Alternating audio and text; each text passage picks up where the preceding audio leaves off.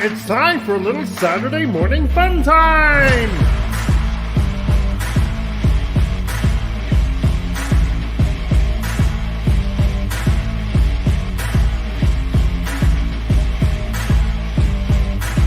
Your show manager is Martin Acosta Santana and John Aaron Schmidt. And your producer is Martin Acosta Santana.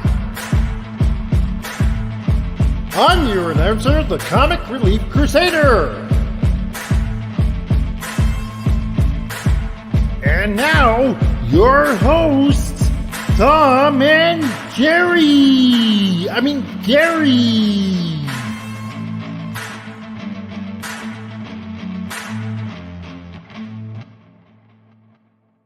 It's not rocket science. Just say yes and we'll move on. There you go. Hey guys, welcome to Tom and Gerry. Gerry, and this is the amazing Tom Connors next to me. Hello. Blood. I want to suck your blood. And then, of course, our producer managers, John and Martine is here, and our good friends Shinatsky and Deleted Scenes is here. Yep. And I already kind of feel like a stripper because, dear God, Six, you're making it rain. Yes, Six is making it rain today. She's given us 3 stickers. I'm assuming one's a rose and one's poop. So the rose is for Anima, and the poop is for me. What's the other one? A black cat who should, I please. assume, for Anima too. So thank you very much, Six. You're awesome. Yep. And Slasher Fred is here. Abdulio is here. And more roll in as a show. Keely Parrot and Parrothead just arrived. Parrothead's here. Good to see you guys. Happy Saturday. Yeah, we're going to be talking about this film. And Tom was like saying he's surprised that I picked this film instead of one of the Evil Dead films. And I'm like, I really thought about the Evil Dead films, but I'd like to do all 3 Evil Dead films if I'm going to do that. And it leads to, that funny story that I saw myself when Bruce was asked during the Evil Dead discussion at a convention up in Washington. Guy stood up to the microphone and said, if I don't understand how they're sequels, because, it's like the second film pretty much just retells the first story. And then this third story does the same thing with the second story. And then you end up in medieval. I don't understand the connection. And Bruce says, the connection is you apparently have a tumor in your brain. It is one of those moments like Arnold Schwarzenegger. It's not the tumor.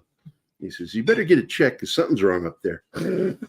It's kind of the Evil Dead trilogy, at least, is kind of a weird film series. In essence, it all takes place in the same span of time if you're breaking it down from where things are supposed to cut.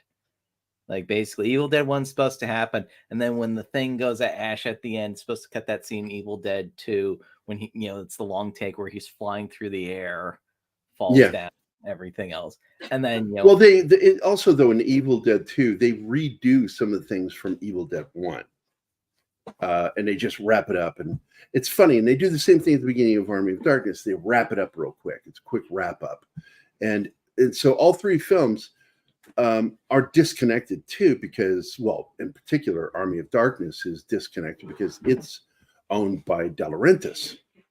Yep, and that's the weird thing. It's in the. That's why Evil Dead isn't in the name, but it's completely disconnected from itself. Yeah, it's all in sequential order. Yeah, it's a bizarre connection. Hello, Lady V. Lady V is here. So we're going to be talking about The Lost Boys today, which I hope you're happy about, Tom, because I'm a big fan of this film. I just introduced Anima to it this last week. She enjoyed the crap out of it. And she's a big fan of vampire movies. This movie was my introduction to Kiefer Sutherland. Everybody, let's hear what your thoughts are on this film and when you first saw it. Video, probably. What, it would have hit video in either 87 or 88, probably. And that was just on cable constantly. Yeah, I think it took a year at that time for a movie. Yeah, roughly 6 to 8 months usually. But yeah, and then it was on cable constantly. So it was one of those movies that was always on and on and on, and just loved it. And this is one of those weird movies where I've had, I think, more girlfriends where this is their favorite movie ever, which I think speaks to a certain generation. And then there's a cutoff, and then the next one after that is Nightmare Before Christmas, right? For some weird reason, it's like those two movies with girls, like they love them. But yeah, no, Lost Boys is a great counterpiece to Fright Night, as we were saying last week. A good double feature film. Yep. Yeah, both of them, genre-wise, are in the same genre. Both of them use comedy within the film, but it's not a comedy. It's a pretty straightforward vampire story. And there's really scary elements in this film, too. When they go to that big bonfire and he digs into that guy's head, and they're burning we're not in Kansas anymore in that moment. And I always refer to those when I do the meme. I prefer my vampires scary and not sparkly. That's one of the memes I put the image on of him biting into that guy's head. I'm like, that was wild looking. But I was giving lots of little trivia to Anima when we watched it the other night. But John, when did you first see it? It would have been probably my senior year, 88. I didn't see it in the theater. I saw it on video. And it later was required watching for anybody that played Vampire the Masquerade or live action vampire. It was like one of those movies that you had to watch for to get the elements of the background of the game, so you get that feel and that that aura of what it's like to play vampire. Well, Martin, when did you see it? Oh, I see. I must have seen it around that same time, 88, 89 on HBO. Yeah, and it was nice, especially with Jamie Gerson on it. What can I say? She hooked me up since then. And yeah, I enjoyed it. And as Tom said, that they rerun that movie over and over and over again. Yeah, actually, somebody just commented in the chat that the rice scene is one of my favorite moments in the film, and it's when they're getting into the kid's mind before they start to turn. Well, speaking of it being on cable all the time, I think there was a point when it was on every day between Jaws and something else on TNT. I can't remember what, but yeah, Jaws and TNT, man. Like, yeah, Jaws, Lord of the Rings, The Lost Boys. There was just a couple of movies that they would show constantly on TNT. This was one of them. Is TNT the one or is it TBS that does Star Wars? TNT, I think, did the Star Wars ones, but TBS, TNT are almost interchangeable, really. Well, they're both owned by Turner. They used to be, yeah. Yeah. Originally, right. That's where they got the T in their name. But, hey, Deleted Scenes, when did you first see it? I saw it on cable. And actually, my dad saw it first. And he wasn't too crazy about it. He thought that the special effects looked kind of fake. And yeah, up to a point they kind of do, I guess. But and it's I didn't really. I thought the movie was just okay when I first saw it. So when I saw it a second time, that's when it started to kind of hit me with its charm and getting that, okay, yeah, it doesn't have the best special effects, but that's part of the charm. And it kind of, pulls you into this, what I think is not only a good vampire movie, but a really good comedy as well. There's a lot to laugh at in this. So that's what I like about it the most. How about you, John? I mean Chinatsky. Sorry. I think it was cable. Might have been VHS. No, I do remember my sister renting this movie a long time ago, and she really loved it. And we'd sing the Doors cover together occasionally. People are strange when you're a stranger. That kind of stuff. So that was my introduction. I think Which was not the Doors, by the way. It was a cover band. Yeah. No, it's Echo and the Bunnymen. It was Echo and the Bunnymen. Yeah, he said it was a cover. Yeah. Yeah, I said Doors cover. Yeah, and by the way, does anybody know who Echo is? Because I actually know this because I used to listen to him. No, I don't. Echo is the electronic drum. Oh, okay. Nice. But please continue, Shinansky. I want to hear more. So yeah, go about that, and then later on, what was it, around like college? People would bring in movies. This is one of those movies that people love to play in the early 2000s, at least where I was going at. That's when we brought up the tabletop connection. Like this and Anne Rice were the two major influences on the whole Vampire the Masquerade tabletop. Yeah. And you brought up People Are Strange. This had a killer soundtrack. Absolutely. I was telling Anna about that the other day. I have the soundtrack on my hard drive. It and Repo Man are two of the best rock soundtracks. Well, it was from the Haunting, Cry Little Sister, which is the main theme from the movie. Then you've got In Excess is Good Times, and you've got Roger Daltrey doing Don't Let the Sun Go Down on Me. Did that movie, The Haunting, use Cry Little Sister? No. It's a haunting song. Oh, it's a haunting song. Yeah, because it ends up being the theme of the movie. Yeah. And absolutely, it's like Jim, because I went to see it with Jim Woodward, and he and I went to see quite a few films, including Buckaroo Banzai. Well, we're all forgetting about the chest, right? The saxophone guy. Oh yeah, from Mad Max Beyond Thunderdome, isn't it? That's right. Same guy. He's down there just jamming with his saxophone. By the way, was with that in the 80s with the big that was guy Joel Schumacher jerking off all over his movie. That's what that was. Yeah. Why do you think every sexy, young, hot, young man star is in this movie too? Like that's the thing. Look, I love Joel Schumacher. He's a great filmmaker, and this movie works. This movie influenced Twilight down the road. It influenced, so much of this vampires can be sexy thing. It kind of recaptured that again between that and Fright Night, right? Like, because for a while vampires had kind of fallen off. They become kind of ugly again. Dracula between Christopher Lee and Bela Lugosi had kind of made them sexy to begin with.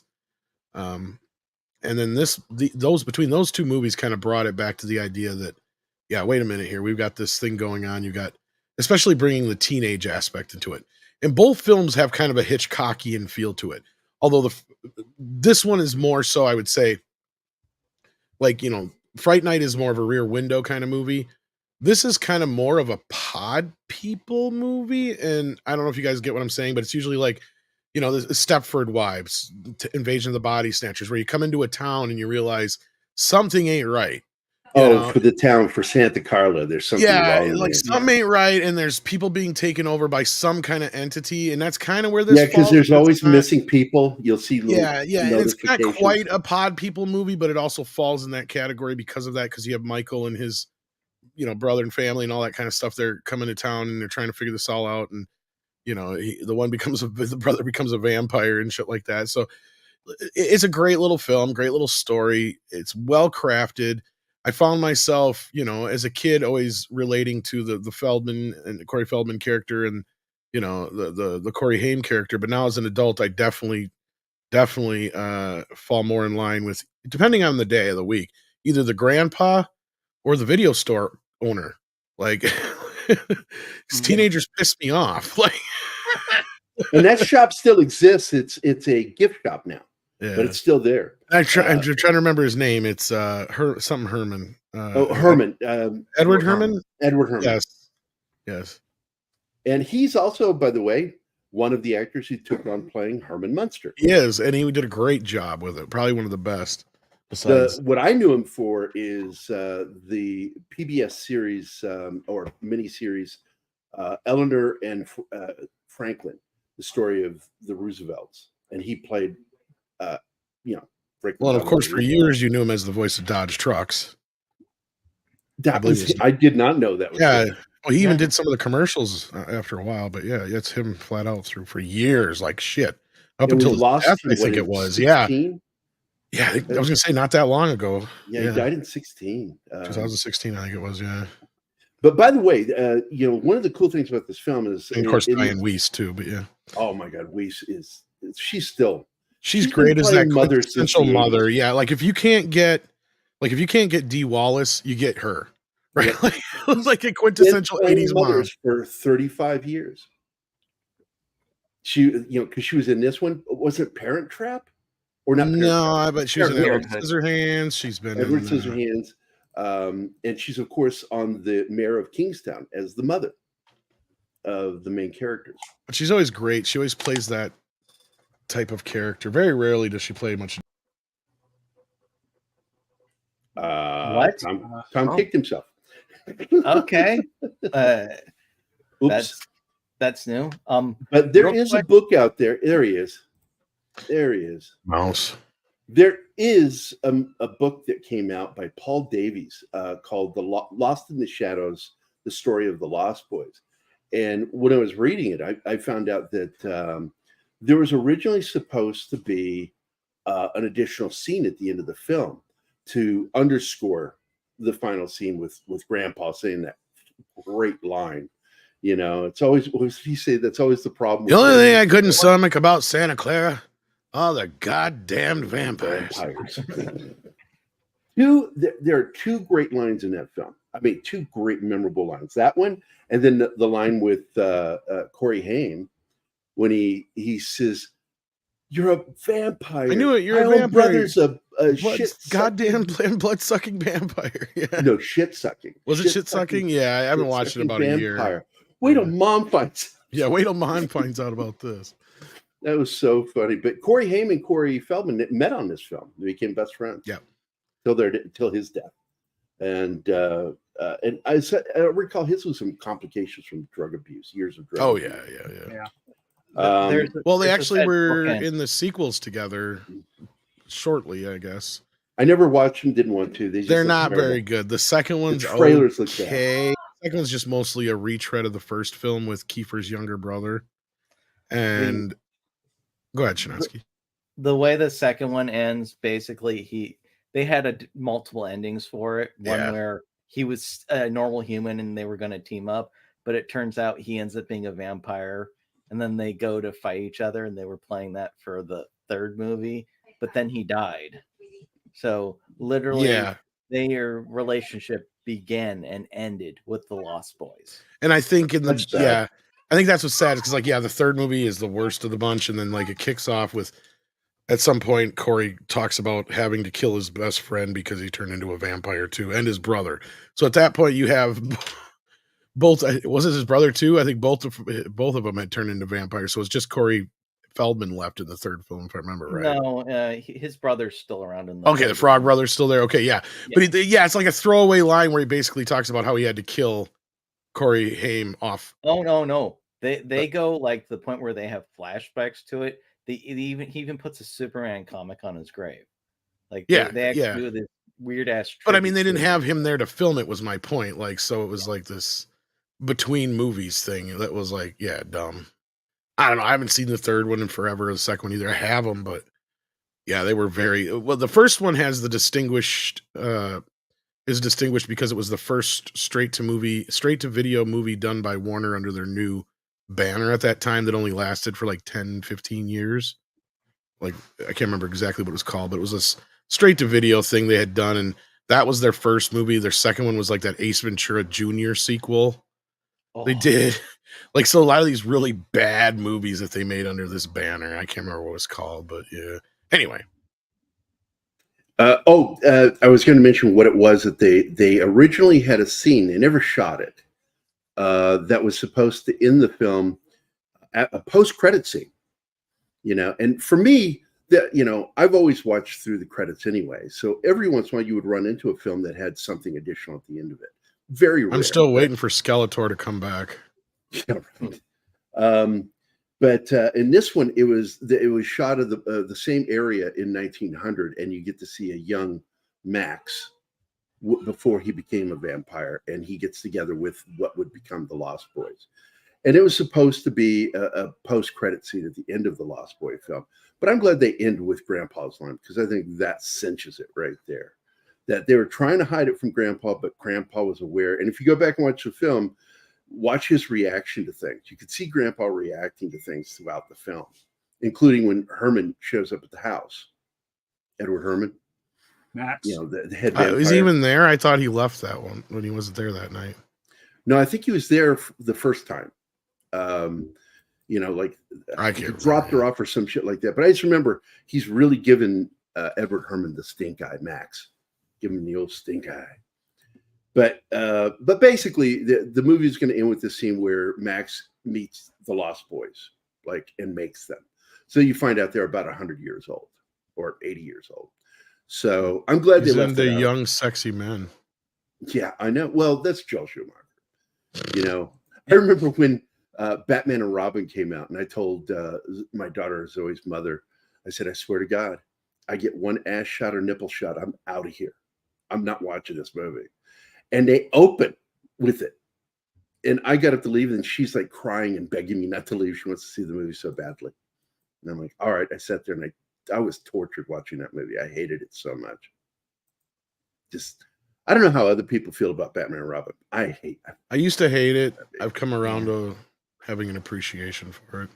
There are things within it that I thought were fun. Plus, Joel apologized for it, so that went a long way with me. Yeah. Well, Clooney did too. And Clooney felt like he was going to make it up to fans by doing it. What was it he's going to do? His Batman really isn't Batman. Bruce Wayne's in a mental institution movie. Remember that story? Do you remember that? Well, I know they were going to do another one afterwards, but no, that was with him, and he wanted to write it, and he wanted to have it to where all the villains were all in Bruce's head. He lives in an asylum. He lives at Arkham, and I'm like, you want to piss off fans even more. It's what you want to do, George. That will do it. That'll do it. I'm glad they never produced George Clooney's dream of making up for his Batman film. But it was just, I don't know. I felt bad because Tim Burton, he got robbed because of McDonald's. He literally got screwed over by his own film series. Oh, the animated series. No. The reason Superman Lives got canceled in part was because Batman and Robin bombed. Oh, yeah. So anyway, back to this film. We got Zax is here, Connie Cleary, Lady V, Abdulio. Yeah, all of our good friends are popping in right now. It's really good to see everybody. Hope everybody's having a good Saturday. So let's get this thing started, Martin. Yeah. Can you give me 5 minutes? Why? Oh, because I'm finishing a re-rendering of the. Oh, because you put the wrong logo in it? Yeah. Yeah, I know. I saw it earlier. Yeah. Well, while we're waiting for that, Santa Cruz, where they shot this, as a stand-in for Santa Clara, was actually the murder capital of the world at one time. Yes, it was. In fact, during the time they shot this, it was still listed as the murder capital of the world. And it was because of 4 separate killers killing multiple people. Yeah. Wow. I thought it's and now the boardwalk where they shot the boardwalk in the film, they yearly do a festival where they show the movie. John Lindsay Frazier, Herbert Mullen, and Edward Kemper. Oh, well then Edward Kemper. My God, that guy. By the way, 28 murders in 30 months. The amazing thing about Kemper is he knew something was wrong with himself. He knew it. And he stopped because he figured out, why am I doing this? He had to figure out why he was doing this. And he figured it out, that it was his hatred for his mother. So what did he do? He murdered her and then turned himself in. But the interview with him is just so creepy because he's so calm about it. It's so matter of fact. Well, he's a very matter of fact person. Yeah. That's the thing about him is psychopathy. He's just very matter of fact. But that's why the cops liked him. A lot of the cops were friends with him, didn't believe when he turned himself in, didn't believe for a second he was the killer. And by the way, if you got books on tape, you probably listened to Ed Kemper because that's what he would do. That's one of the things he did. He was a reader of books, and he would read books on audio. Blind. That's how that got started. Books on tape was created for the blind. And you can still go and get those recordings of those books that he did.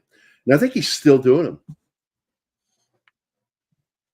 By the way, the abridged version. He does the unabridged books. They're like 12-hour long tapes.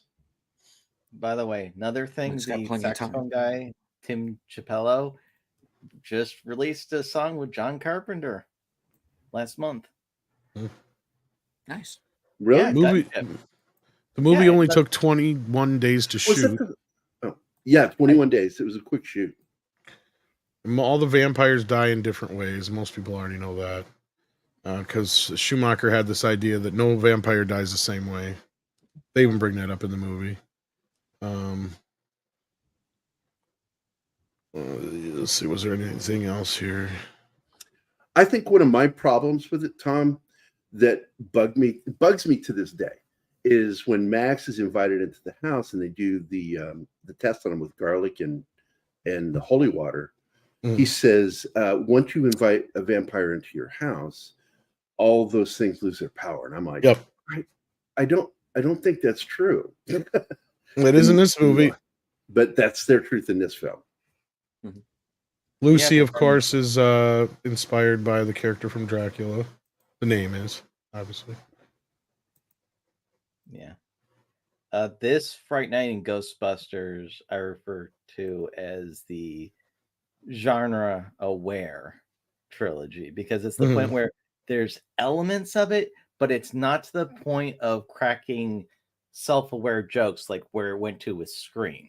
It's that nice area where there's an acknowledgement, but it doesn't feel like it's undermining the actual type of movie it is. Whereas that's what's happened now with all the subversion crap. Well, we talked a lot about Schumacher, but a voice that's kind of part of the film that we haven't mentioned yet is Richard Donner. Because he produced the film, but he was going to direct it for years until it languished for so long that he moved on to Lethal Weapon instead. But that was because he's still associated with the film. But yeah, how was Joel Schumacher picked? You know, at that time, I'm trying to think of what he had done. That I'm not 100% sure. Outside of, I think he had done some music videos. I'm not mistaken, because I think that's another reason why there's such a connection with the music in the movie. I think he had directed. Was he already a director at that point? I'm trying to remember. Yeah, Flatliners. Okay, he had already done Flatliners. Well, then that's where he met Kiefer. Then. Oh no! That was later. That was in the. I was gonna say, I'm trying to think of what his first earlier movies were. St. Elmo's Fire. Oh God, yeah, St. Elmo's Fire. DC Cab. Oh, that's right, DC Cab. I love DC Cab, man. I love that movie. So yeah, he didn't have a great start, but you know, he was part of the Brat Pack craze with St. Elmo's Fire, I suppose. And this kind of fits in the Brat Pack package, I guess. Yeah. Yeah, because what is the kid's name? Patrick. Oh my gosh. Oh, there you got Jason Patrick. You got Kiefer Sutherland. You know, Alex Winter. But the big one is the Coreys. You know, the Coreys. They were the teen kids. But the Coreys, I don't know if they were ever kind of considered part of the Brat Pack. The Brat Pack was that Jamie Gertz, the Kiefer Sutherland generation there, right? Like that's because he's probably the biggest of the Brat Pack here in the thing. But that's what they were, this young up and coming, 20-something-year-old actors. You know, you had Rob Lowe, Judd Nelson, Leah Thompson, everybody who was in basically every John Hughes movie. Molly Ringwald, Emilio Estevez, Anthony Michael Hall, Emilio, and I think Charlie was even kind of considered part of that too. Yeah, Anthony would have probably been one of the younger of the group. Yeah, but I don't know if Corey and Corey were ever kind of No. considered part of the Brat Pack. Corey, they were a little. No, they're young. their own little club. Yeah, they were a little young yet. Because they were kind of becoming. They didn't come like teenage years until the late '80s, right? To where with that license to drive or whatever that was. License to Drive was kind of their first adult, and then they did Dream and Little Dream and some other stuff like that. Yeah. But another big name in there is, of course, Marco, played by Alex Winter from Bill and Ted. Yeah, this was before Bill and Ted. This was post Death Wish 3 or 4, whichever one. Yeah, 3 or 4. Another film he's in is At Close Range with Sean Penn.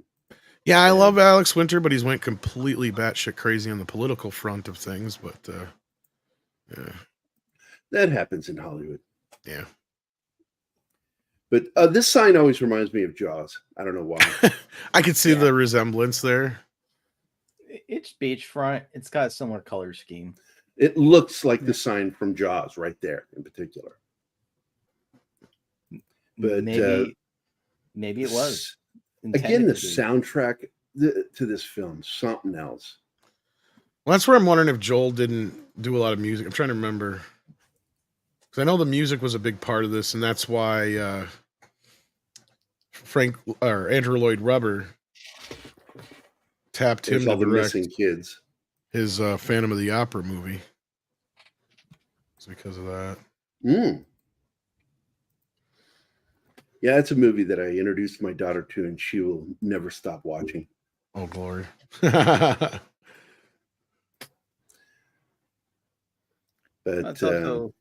this whole scene's a good contrast between the two characters, because you introduce the vampire kids first, and they're in the complete utter darkness, and then you introduce the family, and they're in the light.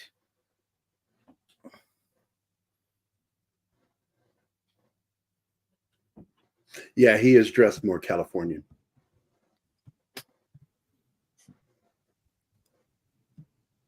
But the real beachfront still, like I said, that whole area is still functional.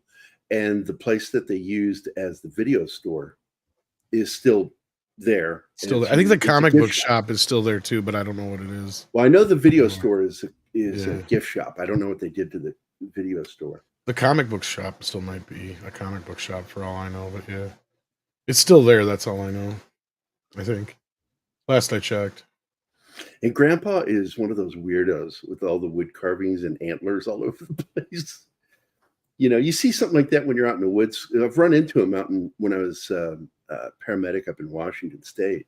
You end up on calls going out to places, and you're like, they're like warning signs. Don't go down this road. And I'm like, guys, those antlers look like a warning. We shouldn't be going to this house. Okay, so here's where the Lost, because I was always curious about this, and this is the first time I ever knew this. I mean, I knew the Lost Boys, what it's a reference to, but it's kind of loose. You know what I mean? Because they're all teenagers or whatever. Mm-hmm. So the original movie, and this is probably where Richard Donner was involved more so, they were supposed to be in 5th and 6th grade. All of them. Yeah, they were younger. So it was all like more of a young kid. That's where the Peter Pan reference comes more into play with them actually being, because they will never grow up. They'll literally be kids for the rest of their life. You know what I mean? Mm-hmm. So like that's kind of the whole play in that version of the story. But then when Joel Schumacher got involved, that's when things changed, it looks like. He wanted older boys. He wanted boys that could, you know.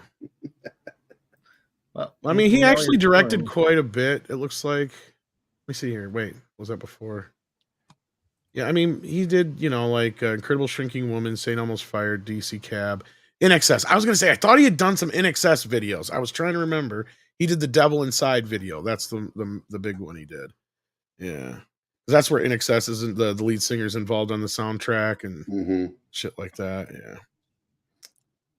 But DC Cab is actually a better one. I love that movie. It's one of those movies that's kind of an overlooked, I wouldn't say gem, but maybe Cubic Zirconian. I love how it opens.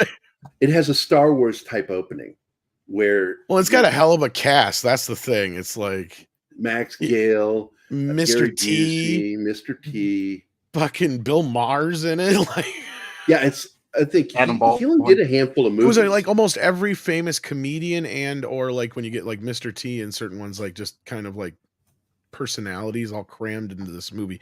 And the concept's basically like Taxi on cocaine. Really. Yeah, and is of all course it I is. grew up around DC, so I love that. So I'm like, oh my god. But then a lot of the scenes, like the opening scene where they're playing hide and seek or tag with the taxi. Well, it has a great line from That was Gary shot on this Busey set. where they're bitching at him about how they're doing such a piss poor job. And Gary Right. Busey's like, if I would have wanted responsibility, I'd have become a sex surrogate. And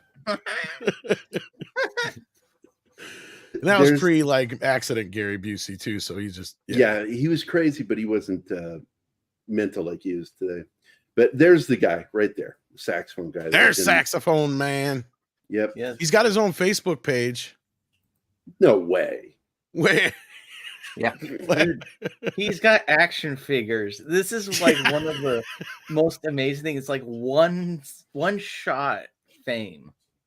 Just somehow He did 2 movies and it played the same character. He did Mad Max Beyond Thunderdome and this one. And he appears in the music video for. I was gonna say, I think he still does this show too to this day. Like he'll down there at the. This is the same when they do the celebration every year. Yeah, they're at the beach for real. Oh yeah, man. Dude, he's got to be like in his late 70s. Still looks good from what I've been told. Holy moly! If you take care of yourself, yeah.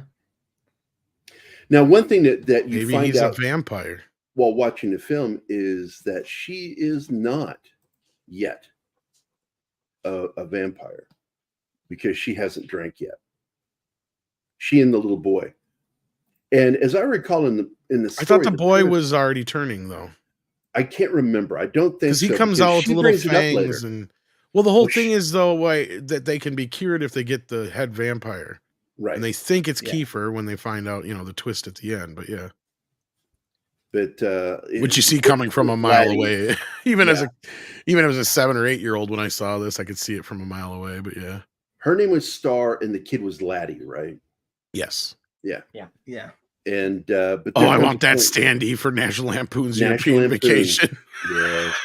You know how much that's probably worth now? At least $200-300. Maybe not that much, but damn close.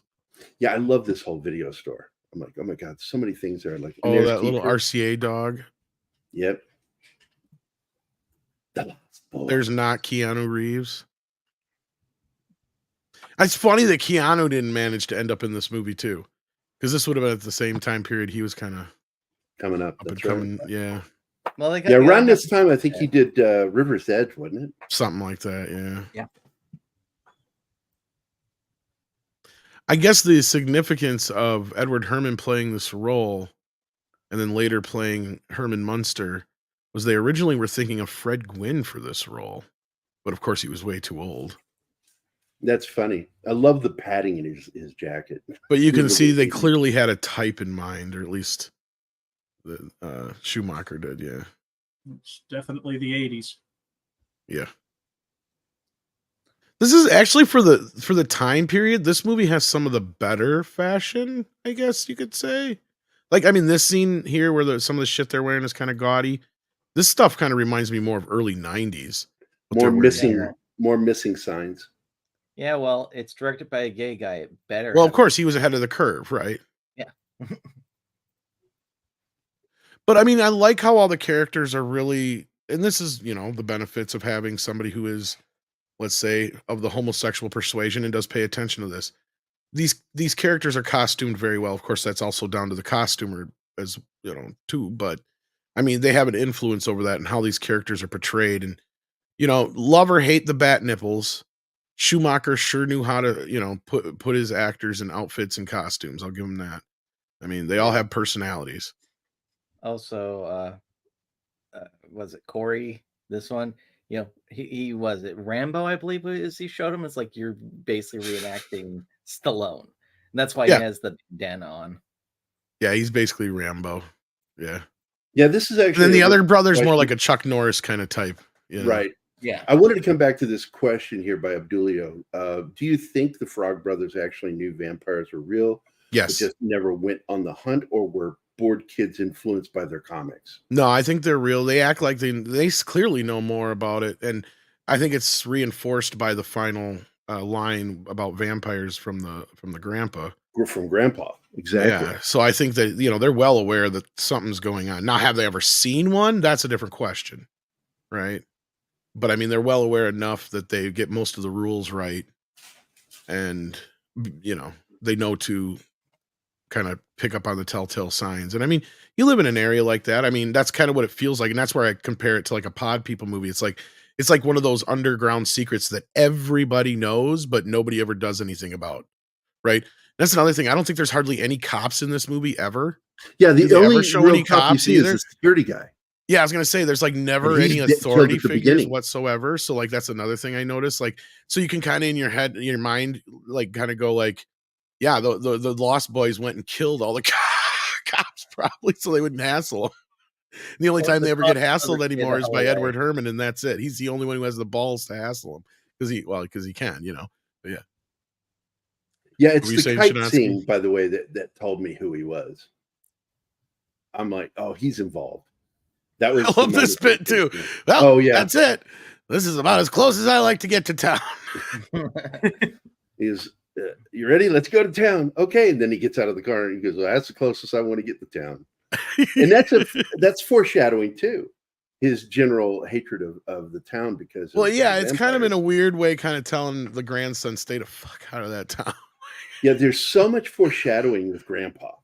Yeah, and I do love that. I also do love the comic shops. Now, what I would love to see is a prequel, considering you look at Grandpa, he's this big, like, taxidermist and all the shit that he does, and he's just kind of this weird hippie guy, meets a little bit of native. He's killed him before. Exactly. I would love to see, a prequel to this where, and that's where I'm trying to remember, did he actually ever see Edward Herman in the movie? But you probably are right. We'll see when we get to that scene here, because I thought he already left for the night before Edward Herman showed up, because that was part of the catch. Yeah, was that they never actually met each other. But you could be right. I'd have to pay attention. He does leave. He leaves right before they sit down at the table. That's what I thought, because they do a pretty good job of making sure those two never cross paths until the end. Yeah, but I'm wondering now, though, if he's already on to the fact that there are vampires, if he's not already on to Edward Herman. Or that's what I mean. Does he already know about him? And that's why that's what I would say. You can build a prequel off that with those two knowing each other, and that's the one that got away, right? Mm-hmm. Was Edward Herman's character. It was the one that he just could never get. Or hell, just Grandpa being a vampire hunter, because that's what I always figured he was. You could really even play with that quite a bit. Yeah, that's what it's I'm almost saying. Like for years, he's eradicated most of them. Well, he's kept them in check except for this group, basically, right? Like that's kind of where what I was saying is like, he was managed to clean them up for the most part, except for this group. Now they're the murder capital of the world. There's no cops anywhere ever. Like these kids kind of run rampant in this town. If you notice, like it's really, as an adult, I noticed these things more than when I was a kid watching the movie. Because I was like trying to put myself in, as a kid, I'm watching it from the perspective of the kids. As an adult, and I'm seeing more from the perspective of adult, because I kept going, where are the cops? It's supposed to be the murder capital of the world. You'd have, all that kind of shit. These guys are just running rampant, running motorcycles, having beach parties, doing whatever the fuck they want all the time. And that's kind of the whole thing they sell to Jason Patrick too, is that you can do whatever you want and live forever. Yep.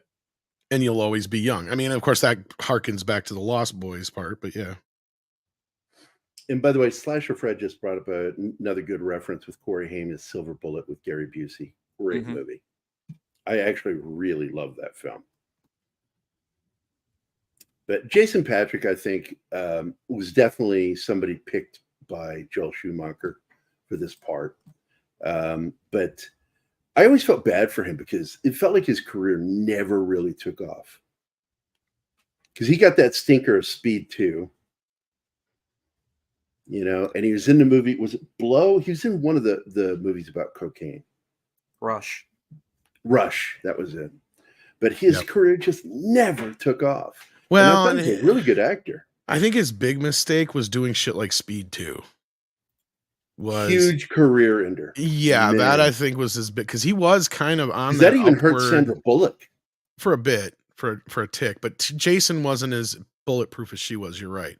Like he was kind of on this steady trajectory, but his problem was Because whose kid is he? He's a famous actor's kid. I'm trying to remember. He's Jason Miller's kid, isn't he? I think you're right. It's something like that. Yeah. Jason Miller and Linda Miller. That's right. Yeah. So he's got the chops. He's got the looks. I mean, he definitely looks like his old man. And he was on this upward trajectory, and it just seemed like Speed was more of a speed bump than it was a bump in his career, because after that he seemed to just fall into like home video obscurity and shit. Like I remember him starring in some B movies and shit. Wait a minute. Hold on a second. What was the other bomb he was in? We cannot just skate over this. He's Jason Miller's son? Father Damien Karras? Yes. You can't see it? Yeah. I'd never noticed it before. Wow. That's huge. But you were about to say, what's his other bomb? I'm trying to remember. The Alamo. Oh, he was in that thing That's too. right. Yeah. That was a little later, but but that was more on everybody else. There was a consistency. You'll notice with his movies fucking that mistake. there were movies that were well written. He's always in movies that are well written, except for Speed 2, which was terrible. Well, and he did another period piece besides Alamo, I think, too. But yeah, but then after a while, he just got stuck on like home straight to home video type shit for some reason. I always thought he was a good actor. I don't know what happened to him. He's a solid actor. He plays a lot of B-level stuff nowadays. I've seen him pop up here and there and things. He's in another good film, Sleepers, if you remember that. Yes, I was going to say, once in a while, he'll pop up in like a lesser role than the main guys, but you know what I mean? Like, and that's probably the last time I really... He's in Gangsterland, which was pretty good. Yeah, that's what I mean. He just pops up here and there, and I'm looking through his stuff right now. He kind of became a character actor not by choice, but by talent, but just because. Oh, he's in The Valley of Elah as Lieutenant Kirkland in that one. Narc was really good with Ray Liotta. Yeah. Yes. The guy's a solid actor, but the problem was I think he had a terrible manager or agent. You know what's funny? He should have been more in better stuff. Yeah. You know what's funny about that railroad bridge scene, Slasher Fred? The railroad bridge is still there, but the actual one is a little hard to access from my understanding, because my buddies Gary, Ambrosia, and Rancor Steven, all those guys filmed some stuff for fun for Doomcock show over there, and they found a bridge close by that was exactly the same. The funny thing is it's like over a dike thing or whatever, to where like you don't realize it, but it's only like a 3 or 4 foot drop to the ground. But they misted it all up with smoke to make it look like it was a farther drop. It goes down further, yeah. So they were able to recreate that whole thing, and it's really cool how it works out. But like, yeah, it's like you wouldn't know it as long as it's filmed from the right angle. It looks like it's a deep, deep drop as long as you have it all, smoked up and fogged up like that. Yeah. But that's still there. Like all these locations are still there. There's plenty of people who've gone out and... Oh my God, the rice scene. The rice scene, yeah. This seems to be one that sticks with a lot of people, the maggot scene. Yeah. Because you mentioned it earlier too. Yeah, and those are actually maggots. They didn't usually they have millworms in replacement of maggots. So those are actual maggots. Then they show the other worms because they're showing how they're getting into his head, and I like that. This is the build. I never noticed the Monsters Go Home poster before. Yes, the Monsters Go Home, dude. There's so much stuff in the background, and I've actually sat and watched this just to look at everything in the background. Muted it just so I can look at everything in the background. Oh yeah, and the whole setup here, that I like is that they do the maggots, then they do the worms, and then by the time she says that's really blood, he's like, "No, fool me once, shame on you," or fool me twice, shame on me. So he's not falling for it when she's actually telling him, "No, it really is." And so he drinks it. And so this is another switch in the lore. They're saying that in order to become a vampire, you don't have to be bitten. You have to drink the blood and then do your first kill. No, Zach, if I remember right, it's all about maggots and how they have to be kept alive compared to millworms. They don't last very long. Yeah, in comparison, because they last better under the conditions that a movie needs or whatever. Yep. Yeah. But yeah, that bottle, which is ironic. I can't remember what kind of bottle it is, but speaking of Gary, he actually showed how you can recreate the Lost Boys bottle. I mean, well, of course, you have to have all the stuff with it, but the actual bottle. Oh, Gary Ambrosia? That they use is, I think, still in production. I can't remember what exactly it is, if it's some kind of wine or some kind of beer or something like that he showed us. But like, yeah, the bottle's still in production. Then of course it's all doctored up with all the other stuff. But yeah, it's just, you know, just little details, little cool things they got in here, and you know, stuff like that. It's just really neat. I love little tidbits like that. Sorry. Yeah. And I also like Kiefer is the only man who made a mullet cool. Let's be real. Yeah, it was meant to look a little bit like a. There's only like one or two people in the world who can pull off a mullet, and Kiefer Sutherland is one of them. He could come out with that haircut today and still look good. But and that's you know, just his mullet is right based style, on Sting, right? Yeah, Sting and him are like the only two. Yep. Dude, Richard Dean Anderson. Back in the day, I mean, my sister had a huge. Yeah, you're right. I'll give him a 0.5 or whatever on that. 2.5, guys. Yeah. Shrek PMC is here. Yes, you do hear Tom's voice. Tom is here. Hear his voice, now see his face. And again, happy Saturday to everybody. I see Tim Morrill is here too. E. Clay Thomason has dropped in, and Solis has. Is that really a mullet though, E. Clay? I would never consider what Kurt had ever a mullet. Did he ever really have a mullet? Oh, yes, he had a mullet in Big Trouble. Is it really a mullet though? Mm-hmm. Yes. Because you can see his ears. All right, I guess. Because I always thought it had to be like somebody who got suckered into getting a mullet once back in the 80s.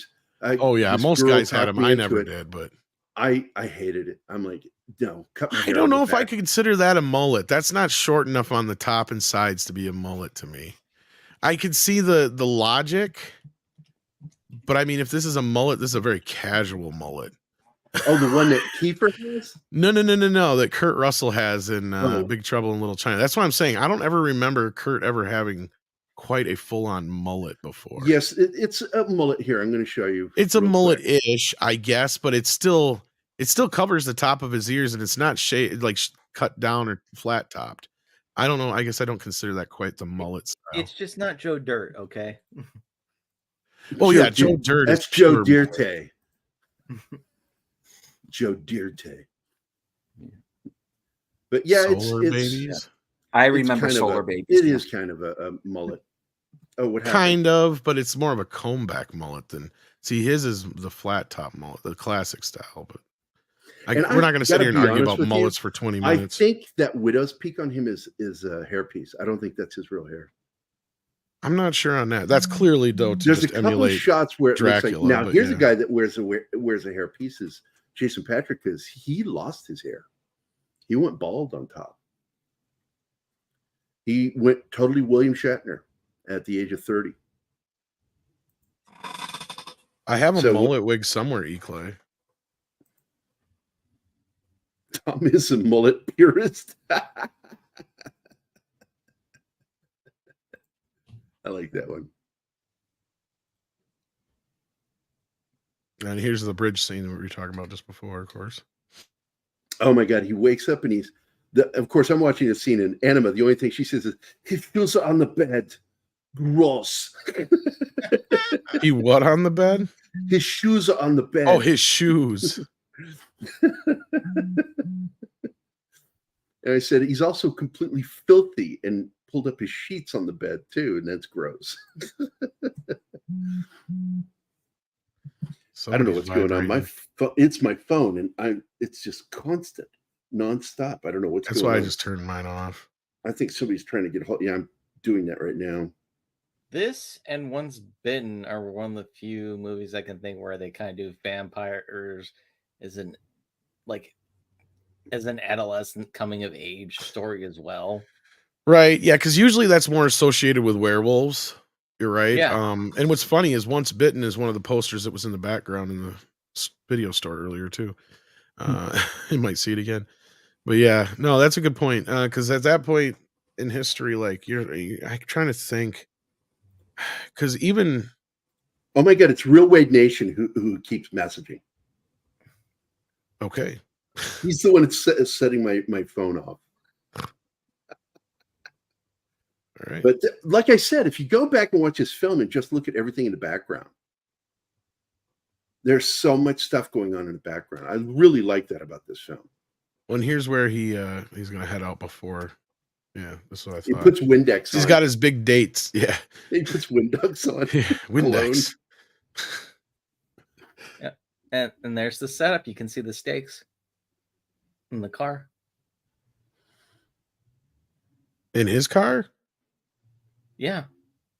Yeah, on the front of the. It's not a car. That's a. What is he driving there? It's a tractor, right? Is that what he's taking? Yeah, I can't remember. Because I don't think he ever takes the car out. The kids are the ones who take it out for the first time. When they steal the vampire to go, or steal the car to go kill the vampires. Yeah.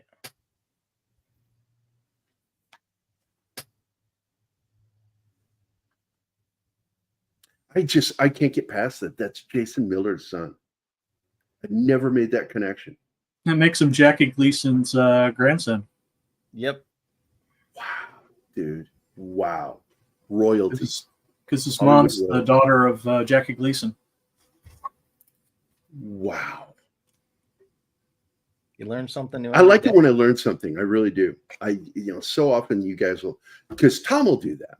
Tom will do that quite often. He'll throw something out that I don't know, but that one just threw me because I know who Jason Patrick is. Big fan of his work. But, oh my God, this scene. I still love the milk carton thing that the little kid is the one on there. Yes, Laddie. Laddie Yeah. is the kid, and that was when because I wondered how old he was, and we find out that he's a recent kill. And by the way, I think that was in there as a nod to Anne Rice with interview that they created a child for Star. That's why Laddie was created, I believe. Or Awesome. vice versa, that she was brought to take care of Laddie. Because the interview was what, 1979 was it? Came Mhm. out? Yeah. I read it in 80. And I absolutely do believe. I love this dog. And by the way, Anima noticed something that normally in films with dogs, they have multiple dogs playing the same dog. Not in this one. Both dogs in this film are played by one dog. Max's dog and her dog are all played by just one dog. Interesting. I love the log cabin style of this house too. It gives so much texture for the lighting. It's a good use of darkness too, because like it's starting to take over him and he wants to eat his brother. Exactly. Yeah, put a little sweat on his forehead that makes him look evil. Wait, what was that? Grandpa in the car? What was that? One of the scenes I love is when Grandpa and Sam are in the car, then Grandpa shuts the car. Yeah.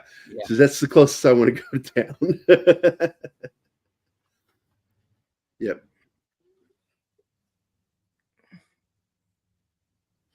Well, for some of you that aren't here, Tom and I were talking about it earlier, and I agree with Tom on this, that there's the story. It's not a sequel, but a prequel. That Grandpa, when he was younger, and shows some relationship with how the Frog brothers became the Frog brothers, because maybe their parents or something were somebody that worked with Grandpa to hunt and kill these vampires there in Santa Clara. Lost Boys should never be a franchise. Like you can maybe do one. It's already done. It's too bad. Yeah. No, like a prequel comic would be fun or something like that. Normally, exactly. That's the way I would like it as a comic. See, I love the Buckaroo Banzai comic, and because we're never going to get the film that we got promised. They did. The guy did write the book because he still had the rights because they only bought the one movie. Yeah. Free by nature, he's a versatile canine actor.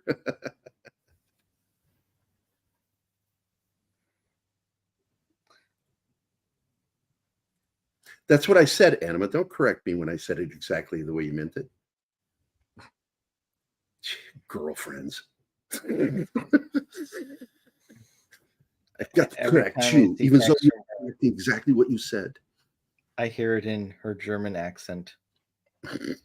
Gary. Hey, we got to do the top of the hour thing. So to help, we've been selling some of the shirts. So please, if you do get the shirts from our merch, please take a picture and send it to us. We love that shit.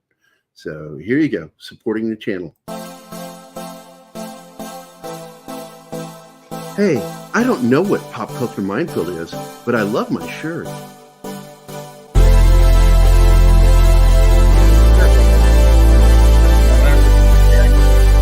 I'm so cool. I'm so cool.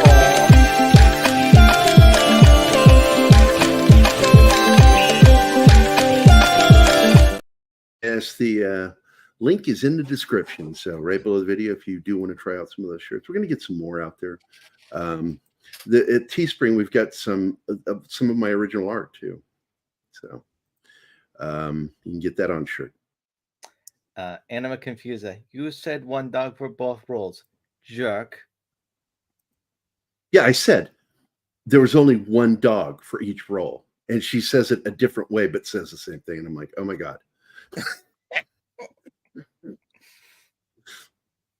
Yeah, don't even put it down. Just don't even show that. I tried. Gary. She's had a rough day today, so I don't want to mess with her. All right.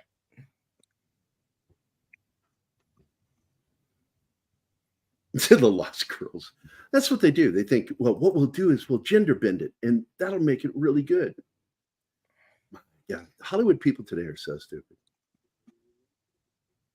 Yeah, What's up, nerds? How you doing, money. War Monkey? It ain't a real fight until you got a war monkey.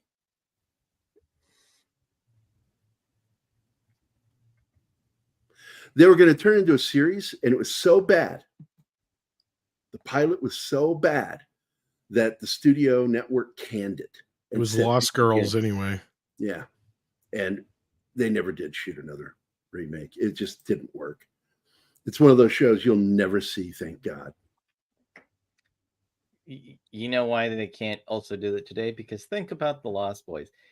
It's ultimately a story about two brothers being positive influences on each other in a very hostile world. In other words, it's a very pro-male film. Well, that's the thing about gay men. That's what they do. Yeah. They actually like men, unlike feminists. Yeah, exactly. And this movie works on every level. I love everything about this film. And there's a lot of that in there. A lot more than there was in Batman, in my opinion. Yeah. But it's subtextual. There's Laddie. Shinatsky. I'm sorry, man. This is popular petition. Fuck you, Shinatsky. Anime was asking for it. Because you praising slaughter. Martin. I don't think you should say she's asking for it. By the way, Zax is here, so we didn't give him his video. So here's the one for Kyle. Hey, fuck you, Kyle. Thank you. I like that movie, Renfield. It was fun. Yeah. It unfortunately got screwed over. Did they really market that movie at all? Which movie? Renfield. Renfield. Very little. Not really. Very Not little. Yeah. They put it up against Super Mario Brothers and they steamrolled everything. And they got, because Edward Herrmann is like this, like just nice looking guy. So he can't be the main villain. But the minute I saw that bat kite there, vampire kite, I knew it was him. That was too much foreshadowing. Yeah. The bridge too far. His non-reaction here to the lights and the noise.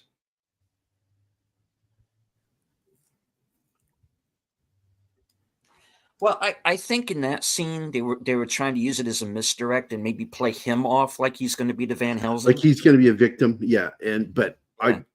It's not how I read it in the theater. I read that completely as we've gotten two foreshadowing moments where he told those kids to leave and nothing happened to him, and then they show that, and then still nothing happens to him. I'm like, oh, he's important.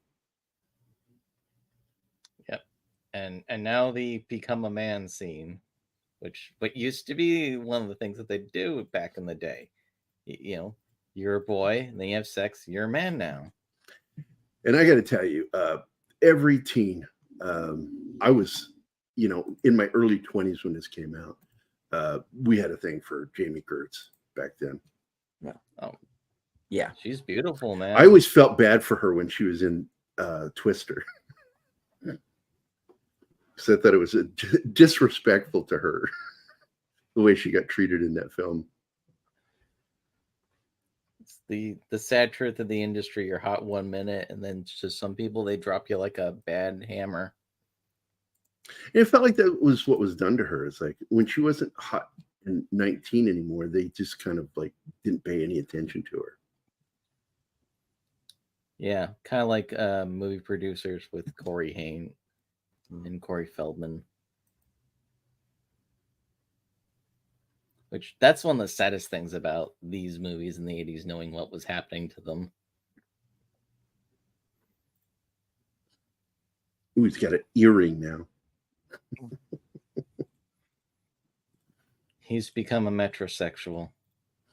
He's adopted the gay lifestyle without becoming gay himself. Thus, he has transcended gender roles.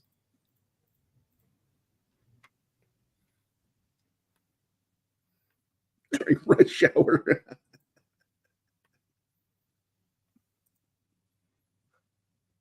Yeah, she's not complaining. That's good for her. Yeah, it's like a lot of people don't know. And I'll tell this one. I don't know if Tom's here right now or not, but Jim Woodward, one of my two best childhood friends, grew up with, and his little sister Annie. Annie would go on to become a model. She dated Dolph Lundgren. I had dinner with him. Everybody knows that story. But she went on to marry Robert Evans.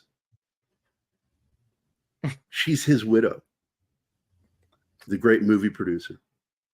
So weird. Did she? The Godfather, Love Story, all that shit. She married him. So she's so rich now. I don't even talk to her anymore because it feels like every single time you talk to her, she looks at you like you're wanting something from her. And that bugged me. So I don't talk to her.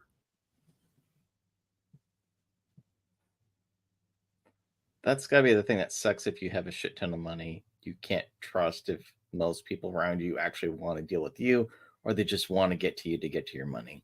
Yep. And she's at that point. She's that rich now. So.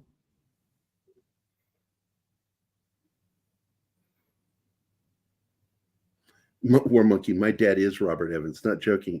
Not the same, though. Come on, let's make a movie. I mean, she probably had to let, Robert snort drugs off her, so she did her part in that money. That's my favorite kind of cocaine. Off of a woman's belly. That's right. See, I come from the old school. Wait a minute. What was that? If you guys ever watch the Tales from the Crypt movie, Bordello of Blood, I love that movie. Oh, yeah, that's right. They reversed the roles of Corey Feldman and Chris Sarandon. Yeah. I don't understand Corey Feldman's reference in that. Because he's in it. Oh, one of the vampires. He's in it. Right. Gotcha. What's up, Tim? Oh, we got a video for you, Tim. Hope you're ready, Tim. Are you ready, Tim? Here it is. I'm trying to find it. Here it is. There it is. By what name are you known? There are some who call me Tim. Such a great joke.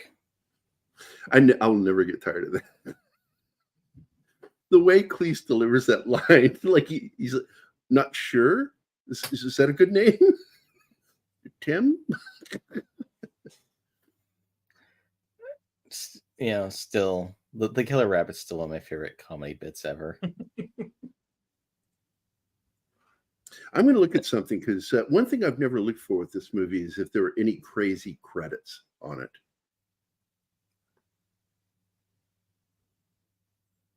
Yeah, this is the point where he leaves right before the other guy as this is going on. So they just miss each other.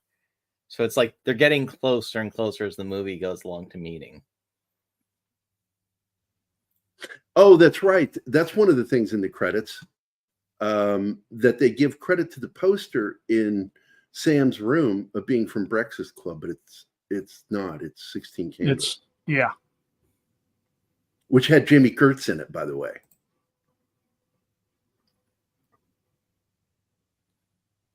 And I don't see any other crazy connections. It's just, that's a goof. There's an alternate version. While in 1984, Warner Brothers picture logo is retained in the pre-2004 prints and the Ultra 4K print, it is plastered in most of the other prints with the 2003 variant. Oh, that's just the opening logo. That's It's just the opening, yeah. Yeah, no crazy credit stuff on that one. Because I like that. Like at the end of the film, no animals. What movie was that? Ends with no animals, living or dead, were harmed in the making of this film. Living or undead. It was American Werewolf. Yeah. I think it was American Werewolf. Had that in there.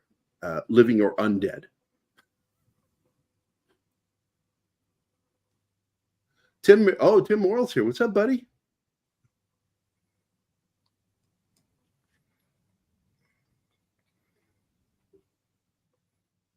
Yeah, the Tim was actually for FKH, because that's Tim. But I'll play the same video for you, too. So there's another Tim in the audience. By what name are you known? There are some who call me Tim. So we have two Tims in the audience.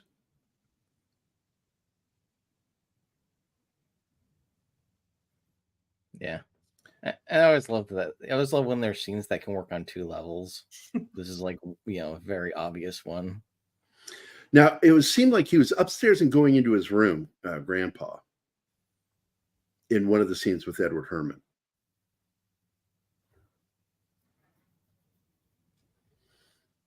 Yeah, they're just two star-crossed lovers that just can't get a break. She was a beautiful lady, man.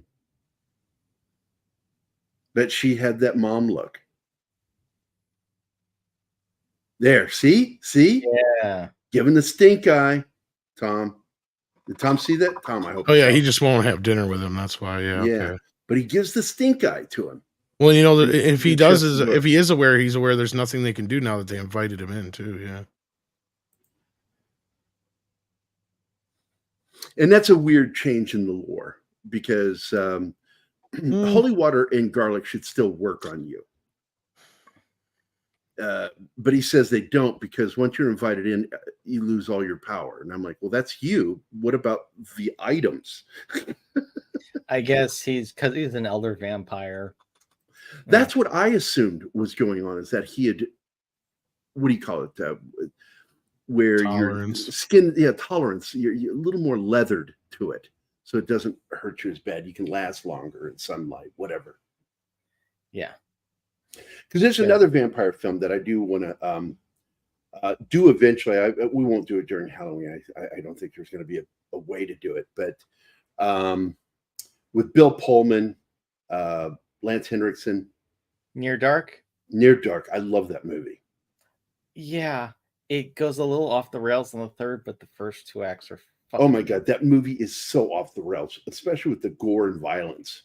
I mean, when he's like finger licking good scene. Oh my God. Oh yeah, no, that's great. My whole thing is when the creators decide that they blow up in sunlight. Oh yeah, they explode in sunlight. Now that's a classic vampire look right there. Yep. And of course, he's the first one to die. He gets the stake. And I love how the blood starts spraying out, and they weren't prepared for that, and they're all freaking out. Oh yeah, this is like blood. It was a fun teen movie, and then suddenly it becomes a fucking nightmare at this point, which is great.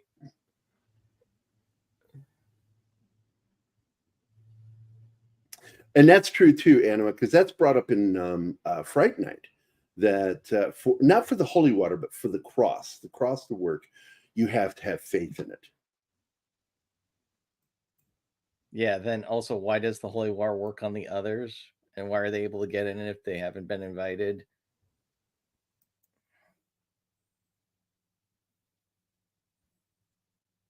Oh, we're probably never going to find out the truth on that one, Tim. He's too gone mentally. He's just. Charlie Sheen was one of them, according to him. According to him, Sheen was one. The problem is, it's a bunch of high-level producers, so they're probably still active. It's going to be a while before they actually die. Yep. I love that Grandpa keeps putting all these stuffed animals into his room and it freaks him out.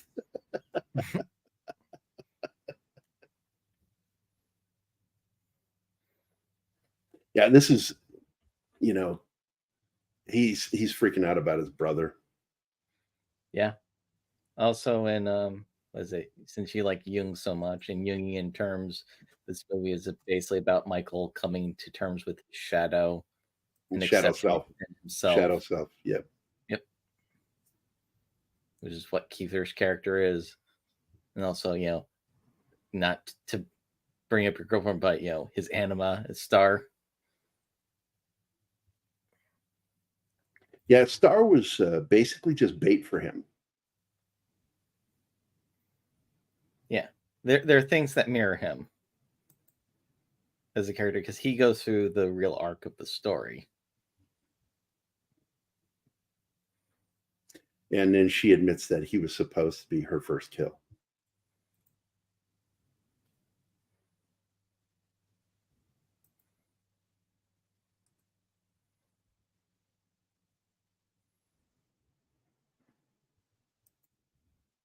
It's really weird. Both of these two should have had great careers. Because they really do. They do a great job in this film.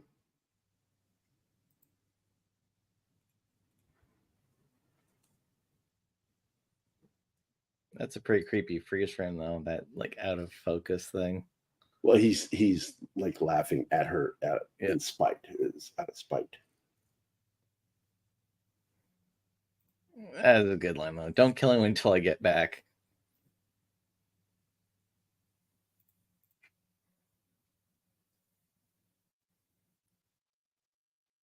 Yeah, the Frog Brothers was a great creation for this movie. I just love it. And again, more foreshadowing. He's putting spikes. Yeah. Not fence posts. It's a spike. A giant stake. Here we go. Stealing the car.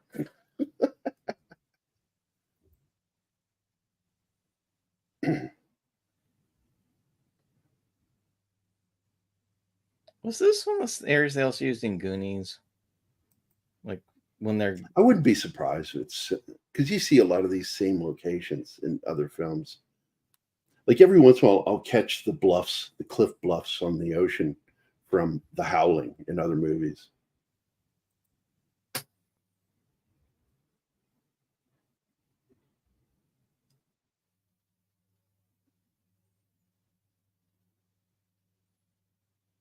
See, family wins out in the end, which is the opposite of what happens in modern storytelling. Yeah, and then the Frog Brothers like, I'll kill you. Vampire Hotel. I love this scene. And this used to be part of the old. He's got SOG shirt on. Special Operations Group, Vietnam. Yeah. But this is apparently part of the old boardwalk where they're at. What, like fell down in the earth in an earthquake? That's what I'm assuming. Because look at all the damage there. Yeah, I think. There are definitely comparisons between Spike and David. Cocky attitude, the look. Need to eat something? Yeah. Make sure it's not maggots or worms.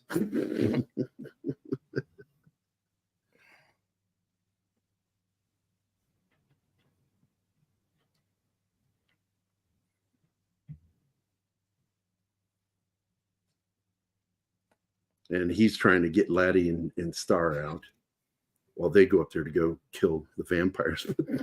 There's so much blood they're not prepared for it. It's so funny.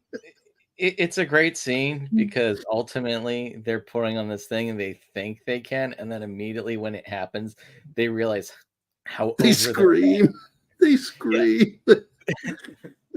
So funny. And you know, there's definitely elements of Goonies in this too. You can see it. Yeah. Which came first, this or Goonies? I think Goonies was I'm pretty sure 85. Goonies. Yeah. Yeah. So Goonies came first. So this has definitely got some influence from Goonies then. Well, yeah, because Corey was in that too, and he was Yeah. a lot younger. There he is. Yep. They stake him in the chest and he sprays. Yep. Oh yeah. I love the death scenes in this because they're gory and over top as all hell, and they're kind of terrifying as a result. This is the point where it's almost like Evil Dead when these guys die. Yeah. And of course, it's just so loud that it wakes the other vampires, so they can't do anything else. They just got to get the heck out of there. David trying to grab Corey. Oh, this face, man. By the way, another obvious influence from the Buffy TV series. Oh, vampire skeletal changes. Yeah, the face makeup style.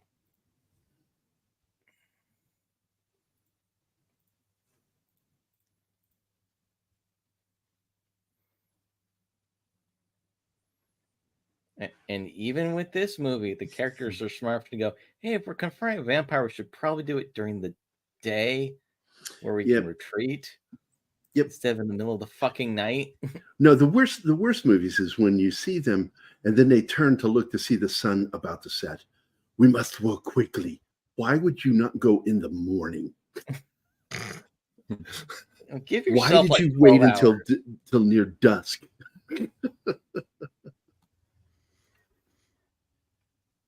I like that whole freak out at the end of the previous scene. Where we blew it, man. We lost it. We unraveled in the face of the enemy. They opened up their eyes and talked.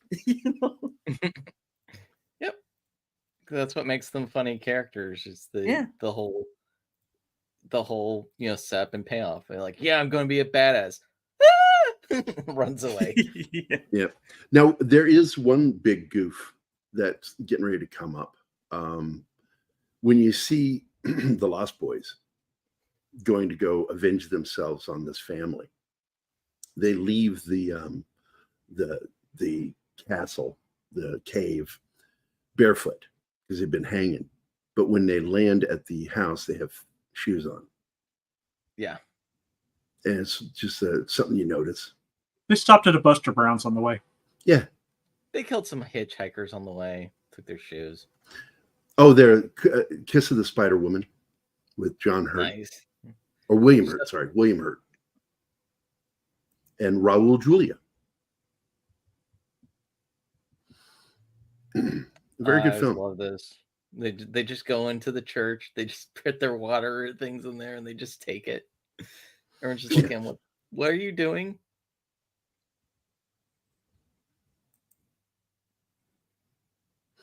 Having grown up Catholic, no priest would allow them to do that during baptism. They would have been smoked, right? Hardcore. What's that? They would have been smoked, right? Oh, he would have stopped him and get out of here. What's wrong with you? If you turn, you become evil, but it seems a bit gray here. Would Michael have fully? Yeah, I don't believe that. I believe that you are still the person you were. Well, it's a matter of him crossing over to that final threshold. So Jamie G is here. Mike Sue's 4 is here. Who else popped in? That's a few people. Looks like they're popping in. Read by Nature is here too. What's up, man?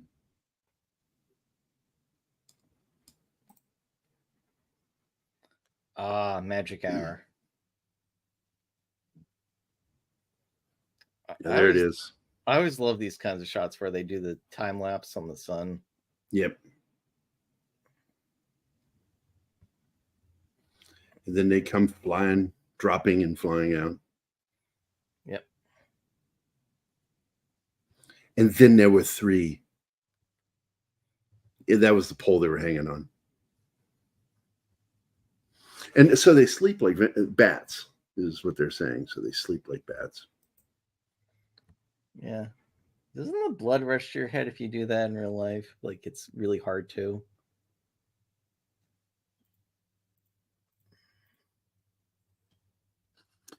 Yeah, we were talking about that earlier, Mike. The soundtrack to this is one of the best soundtracks for movies. Great rock soundtrack. Yeah.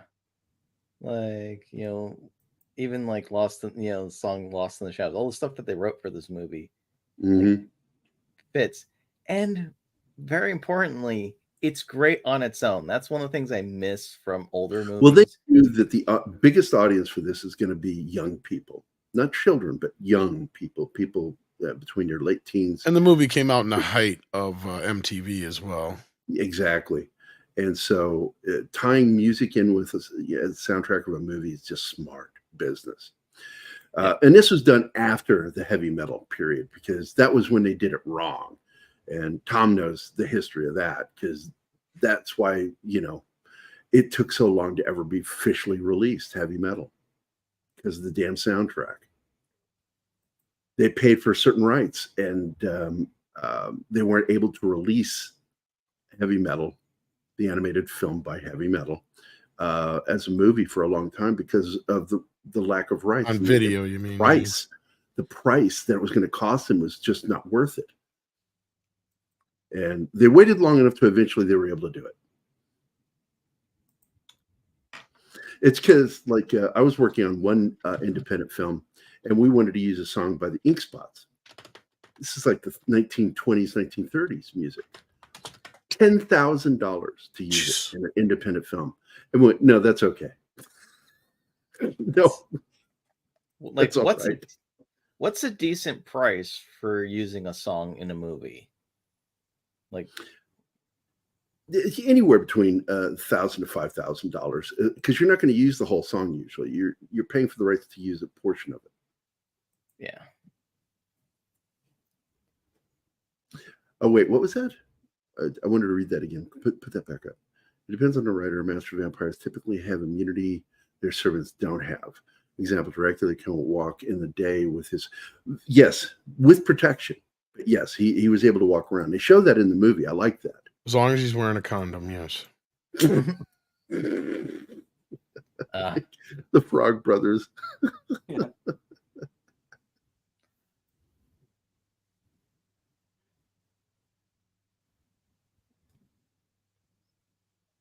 I just love the entire movie. They've been acting like they're going to be tough bass. When the final battle begins, they do get a few things going, but they're screaming their heads off the entire time. Like, they're the most afraid out of everyone. Yeah, they're the most afraid of the whole group. And by the way, with Abdulia's comment, that kind of flows with what Tom and I said earlier. With they become a little more tolerant of things as they get older as vampires, and a tougher skin.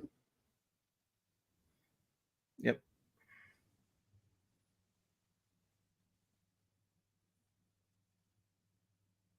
Yeah, this is a great battle scene in the house. I do like this. One of the few times you see vampires fighting each other and it's like properly done.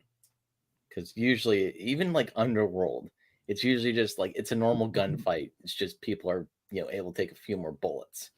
Yeah, and of course, Michael thinks that he can take on the lead vampire. It's like, you don't have a shot. He just throws him. Disappears over a railing.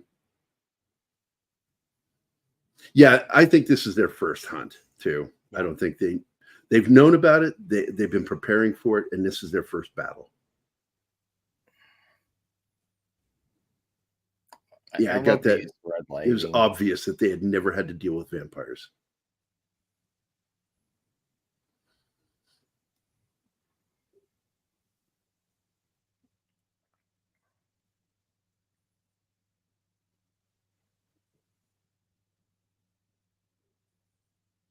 They do get a lot of good mileage out of this stairwell. And by the way, even though this is flipped backwards, it does. Joel knew the rule: left is right, right is wrong with earrings.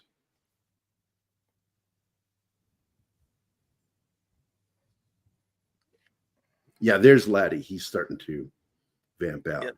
So they've got to work quickly. So with that happening to him, that makes me wonder if he was made before Star, and Star was brought around for him to be like his mom. I think probably was used to bring in because, appeal to the maternal side kind of deal. Yeah.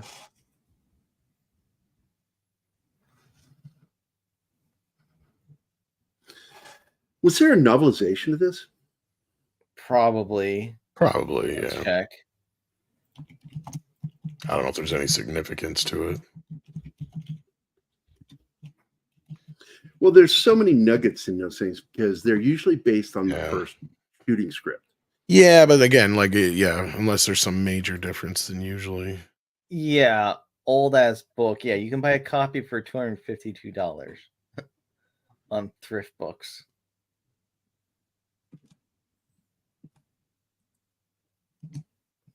By Gardner Craig Shaw. Wrong one.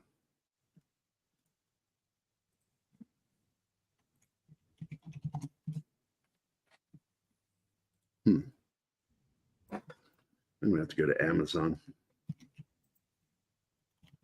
I am really curious. Because the thing I liked when Star Wars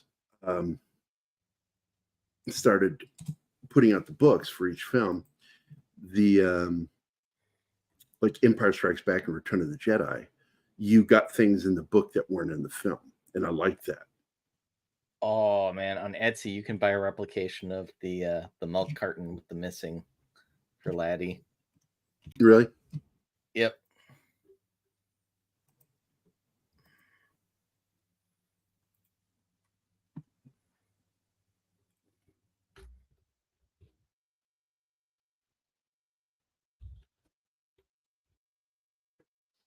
Yeah, they've got the making of book, but it doesn't look like they ever put a novel out for the film. That's unusual. No, they did. It's just really old. I can't find it.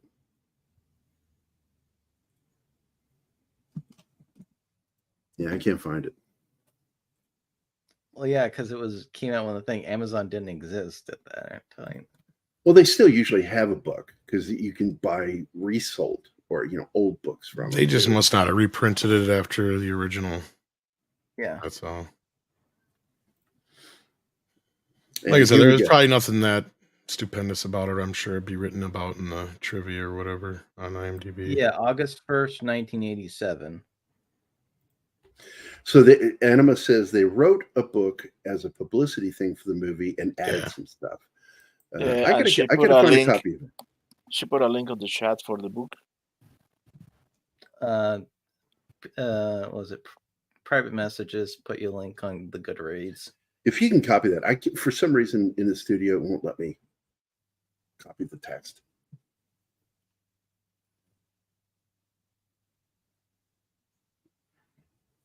But this is it. This is the big reveal that he is the secret leader of the vampires. Do, do, do. I mean, that's a whole lion, stuffed lion back there. That house is crazy, dude. How do you even That's get an African lion. That's not like a mountain lion. That's crazy. It's showing Grandpa's been around. Thank you, Six. It's a great though, like character thing, because it's literally pointing out that he is the predator. He's the king of the jungle here.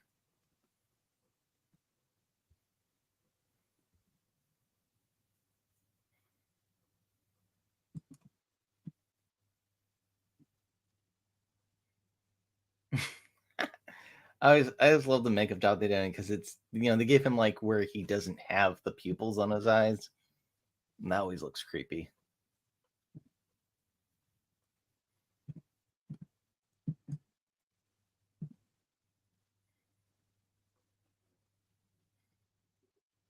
Ooh, and he's got the nails. And here's where, Michael thinks, oh, help. I'll fight you. No, you won't.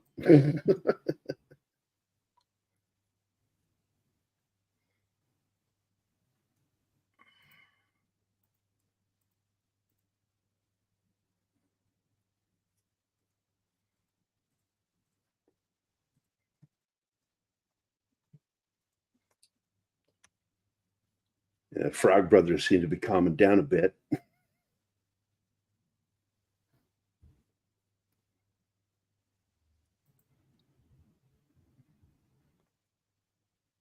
Yeah, now they start doing the chest pounding.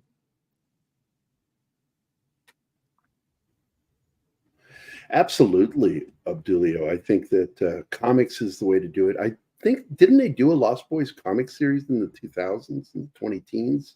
I think they did have a sequel because back then, there were tons of them. Like there's a Big Trouble in Little China sequel. You can read. Where he unleashes an ancient Chinese god. Yeah, they even have God a crossover with him and Snake Plissken.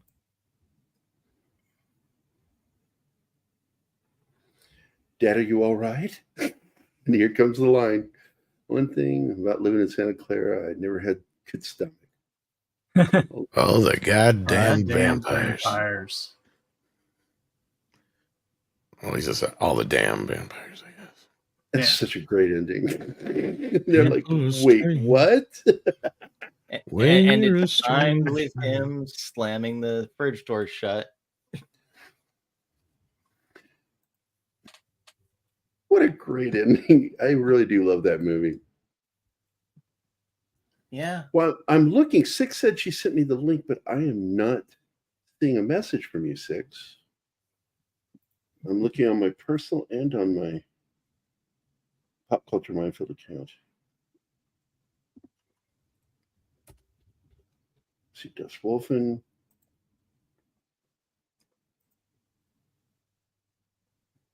Oh my God, that Bush McFadden shared that picture of what is it, Auntie Griselda's pink pucker surprise. Oh my God, that picture. I'll show it to you, Tom.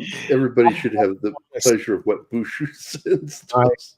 think I'm probably good, but okay. Okay, here you go. Don't. Oh, lovely. Looks so inviting. I know. The hemorrhoids are amazing. Oh. So, anyway, that was a great movie, man. I love that film. And if there were time, for the Halloween season, I'd probably add that third vampire film in, Near Dark. But I'll probably still introduce Anima to it, and we'll still probably do it on one of the Saturdays. Oh, you're welcome, Tim. That's when I know you like the unrated director's cut. I actually prefer the theatrical version. Of which one? Near Dark. Oh, or not Near Dark. The other one we were talking about the other day. Sorry, I was thinking of the other one. Oh shit! What? Clive Barker one. Oh, Nightbreed. Really? Nightbreed. Yeah. I prefer. The director's cut to me starts like the whole thing with the girlfriend really it doesn't make any sense to me. But that's just me. Well, it felt closer to the book. Yeah, it is closer to the book, but I think that the theatrical version of the movie makes just more story sense, I guess. And once again, though, there's another actor who felt like his career should have had Craig Schiffer, whatever his name is, that's in that, the hero, main character. Yeah, I can't remember his name, but it's still weird seeing David Cronenberg in that movie, though. Oh, as the serial killer? Yeah. Yeah, Craig Schiffer, that's his name. Mm-hmm. He plays Aaron Boone in it. And Cronenberg plays, was it Dr. Philip K. something? I can't remember.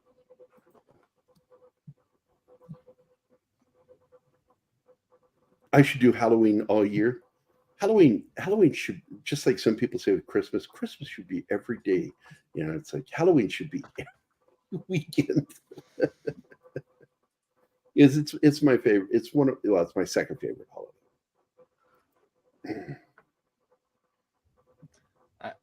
Halloween probably is my favorite of the holidays. I just view that we've kind of ruined Christmas by making it go on forever. Like, like we don't even do Halloween barely. Like Halloween ends and Thanksgiving doesn't exist anymore in retail. It just goes straight to Christmas. Well, that's because in retail, unless you're in groceries, what is there to sell for Thanksgiving? Well, yeah. It's true. Ammo to hunt turkeys. Mm-hmm. It is. My daughter treated it that way, as the gateway to Christmas. Yeah. She would be bugging me all What day pisses long. me off more is when they start to push Christmas on you before Halloween is even over. Like, you go into most dollar stores or Walmarts now, they already have their Christmas shit going up. If retail had their way, they'd have Christmas be 6 months out of the year, and then they would start expanding it. Yeah, there's this place in, I think they have it here in Missouri. It's either here or in Illinois. It's Christmas Town, and it's year round. You go there. Yeah. They have rides. Is it Missouri or Illinois, John? I think it's Illinois. I think it's Illinois too, because I'm pretty sure I went there as a kid. No, hang on. It might be.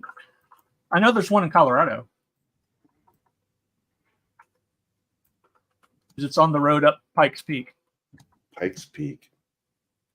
Rebanish said similar things. Hold on, I was reading it. Thank you. Said similar things the other day. Some of the changes are jarring, like Boone tripping out with his girlfriend. It also bugs me they removed "Watch the Birdie" line with when Lyle's bird gets shot. I have to watch that film. I haven't watched it in probably over a decade. Nightbreed. I think the last time I watched it was in the 2000s. I watched it late at night at like 2 a.m. in the morning on the Sci-Fi Channel.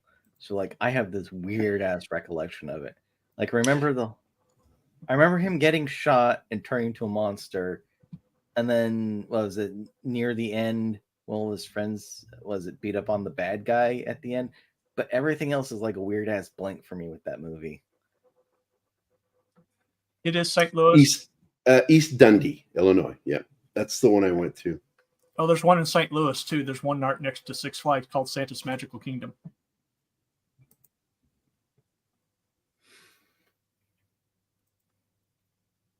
Although I don't know if that's up year round.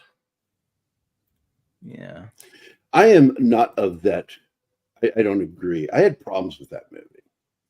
And there were moments in it that I liked. But overall, I didn't like the movie Vampires. I feel like it's just something in his storytelling. Carpenter used to really be good at telling stories. And then I think getting beat up by Hollywood hurt him in his ability to tell stories. Like Ghost of Mars, I hate that movie. I hate it. Everything about it. Vampires, I was very disappointed in it. There's some really good moments in that one, though. James Wood is always great, no matter what he's in. And I like the actor that plays the priest. He's a good actor. And the problem I have with Vampires is I feel the movie goes off the rails once his whole crew gets wiped out. It would start from a good movie and then becomes a really terrible movie after that. That's what it felt like. It just sort of fell apart.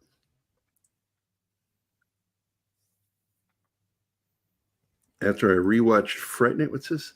I looked up on the internet for trivia, man. It's a shame what happened to Evil Ed. Yeah, he did that movie with Robert Englund. 1976 Evil, something like that. And that was it for his career. And then he had to turn to adult entertainment to make a living, to eke out a living. And then, later he was so ashamed of it that he tried to hide it. Like he tried to get it taken down off of IMDb. He campaigned to get it removed from IMDb because on IMDb it listed the porn that he was in, and but finally I think he just accepted. That's life. Yeah. And by the way, I just saw something that surprised me today. Is Richard Dreyfuss is doing conventions now. Yeah. In the con circuit. Does he have a clause in his contract that he cannot be near Bill Murray? I don't know, but I know I love his story about Bill Murray. Oh no, I say that because him talking about What About Bob, I'm like, wow, that sounds like a nightmare. So often, War Monkey, the books are better than the movies because it's based off of probably the better written version of the script. They didn't even really follow the book Vampire. Going all the way back to, because I'm actually friends with Donald F. Glut, the guy who wrote the novelization of Empire Strikes Back. Great guy. And we've talked about it because there's, he did a trivia thing on my personal page of, can you name these 3 things that were completely different? And I'm not going to tell you what they were. And you have to find them in the book. And he did that on my page a few years back. That was kind of nice. And one of them was the color of Luke's lightsaber. It was different in the book than it is in the film. A certain test in his training. I think that was one of them too. There were, like I said, there were 3 things that he listed that you had to find, and if you guessed them, you win nothing. Just a contest. Yep. He didn't give anything away. It was just a fun thing he did on my page one time years ago. Dollaramas in Canada already have Christmas stuff up. Yeah, look, man. A lot of stores got their Christmas stuff already up. It's already up. The minute it gets cold, it's Christmas season for stores because that's money, man. It's money for them. Yep. You know what? Speaking of like vampires and the fact that it was hardly like the book, I almost would like them to readapt it and actually follow what happens in the book instead of all this weird shit with the cross out of nowhere. Well, I got to tell you, 2 of my favorite novelizations were from John Carpenter films. Escape from New York. The book was awesome. And Halloween. Well, yeah. I read the book before the film came out. And it explains in the book that this is an ancient evil spirit that overtakes him. There is no Michael Myers anymore. Only Zool. Yeah. No Dana, only Zool. Yeah, vampires, or my personal pick for something that should be actually adapted is World War Z. Yeah, because it's a journal. It's not written as a novel. It's written as a journal. And there's also because I remember my buddy Ultra Rob, he brought it by and I flipped through it. I didn't read the whole book. I just flipped through it going, this is interesting what they did, the way you wrote that. That is not the movie. What's in that book is not in the film. No. And it's an amazing book because it actually deals with what happens to the world. Isn't just like the US suddenly had zombies and then society's collapsed. Like, even if we did have a zombie apocalypse, it's not like, Canada is just suddenly going to be taken down. Like, it would have to get there first and start to do things. So right. Either one nation will be quarantined off, which is why I think they should say happened in Walking Dead, or it actually goes everywhere, but everywhere else is going to deal with it differently. And that's what World War Z went into. The international community and the response and why things failed with governments. And it's the only zombie fiction that does that. Because every time the military just disappears or goes crazy. Yeah. But I would like to see that movie adapted, but I would probably do better as a miniseries. I gotta be honest. I'd want like too much gets left on the floor when they try to make movies. By the way, who isn't blocked by this guy yet? I'm blocked on both accounts. I am not, and I feel so insulted about that. I guess there's something that he likes about you, Martin. Can't imagine why. I couldn't imagine why he would block me, and then I went and looked and went, oh yeah, he blocked me. He blocked me on my personal. You don't follow the wrong people, because that's how they generate these block lists, is by who you follow. Is that what they do? Yep. Let's see. I'm still not blocked by him. By the way, Tim, I don't have a problem with you because you're gay. I have a problem with you because you're a little bitch. Ouch.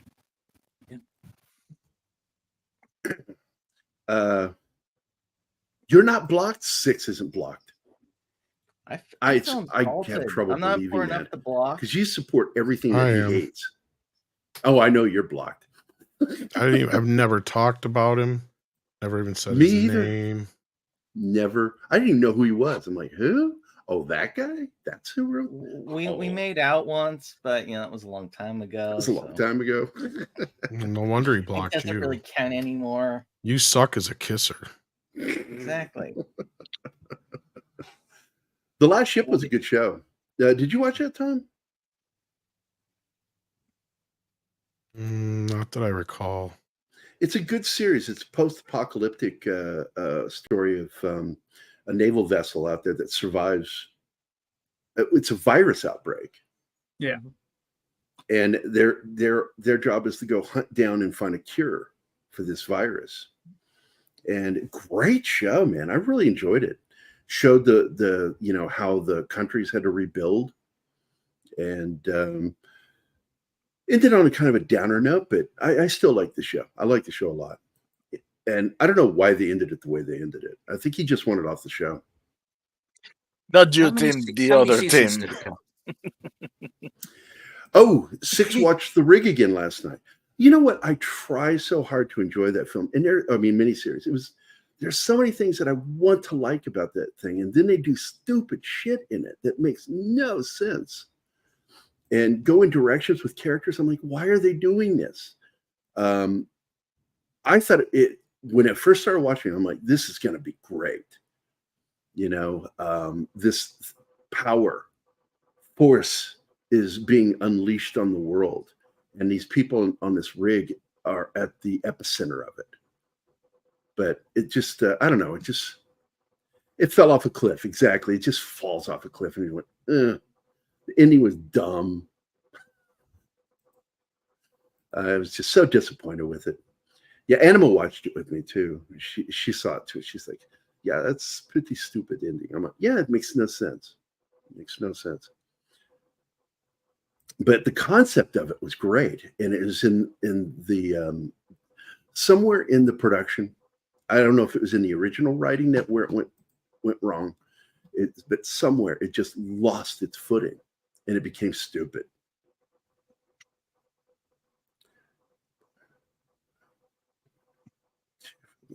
Looking forward to another season. I don't think it'll get a second season. I don't exactly like Six said there. It fell off a cliff. That ending was ridiculous. I don't think a lot of things are getting a second season because they did. Well, the strike hurt Hollywood a lot. Yeah. Hurt people's careers. May have destroyed a couple of people's. It's fucked with me. It's fucked with a lot of people. I know that for sure. Mm-hmm. Yeah. And we can't say who they are, but it affected you too. Well, yeah, because I'm gearing up, getting this shit together to try to, pitch/sell it, and then basically, like. Oh, I was actually just thinking, you're not going to make as much on the corner. Oh. In Hollywood. Fuck you, Gerry.